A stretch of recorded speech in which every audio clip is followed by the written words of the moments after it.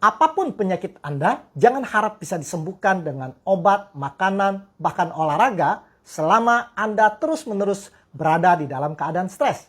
Banyak penderita COVID mati lebih karena stres di karantina daripada karena virus COVID itu sendiri. Jangan skip VT ini karena VT ini bisa mengubah hidup Anda.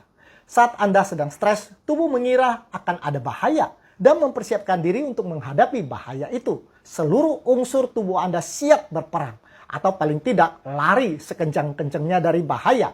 Misalnya saudara bertemu dengan seekor harimau, maka hormon stres akan membuat Anda tiba-tiba bisa menjadi atlet lari. Namun jika tubuh selalu dalam keadaan suasana perang yang tidak berkesudahan, sementara bahaya nyata itu hanya ada di dalam pikiran Anda, maka lama-kelamaan tubuh Anda akan kewalahan. Dan Anda mulai mengalami sakit lambung, lalu kemudian sakit jantung, kencing manis, sakit kepala, dan berakhir dengan depresi. Kadang kita berpikir bahwa kita sakit hanya karena apa yang kita makan. Padahal juga apa yang memakan kita dari dalam, yaitu stres. Dan Tuhan tidak senang manusia menderita.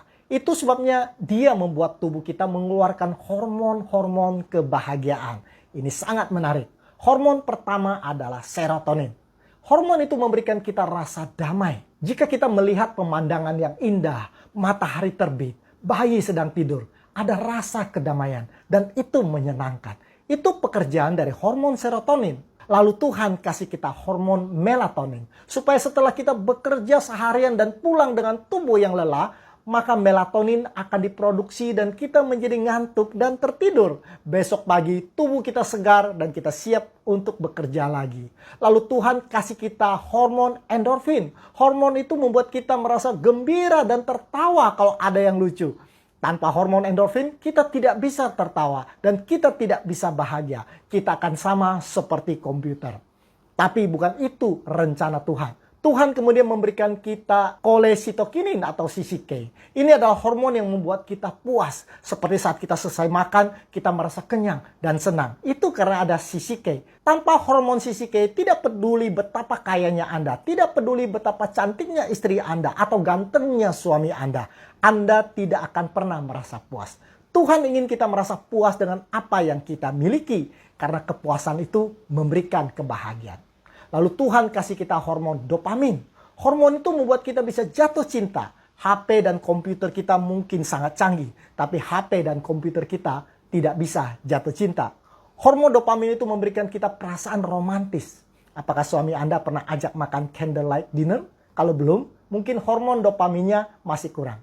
Dopamin membuat kita bisa mengalami kegembiraan yang meluap-luap. Misalnya, kalau kita sedang menyaksikan kesebelasan Indonesia memasukkan bola ke gawang musuh, maka semua yang menonton akan berteriak, "Gol!"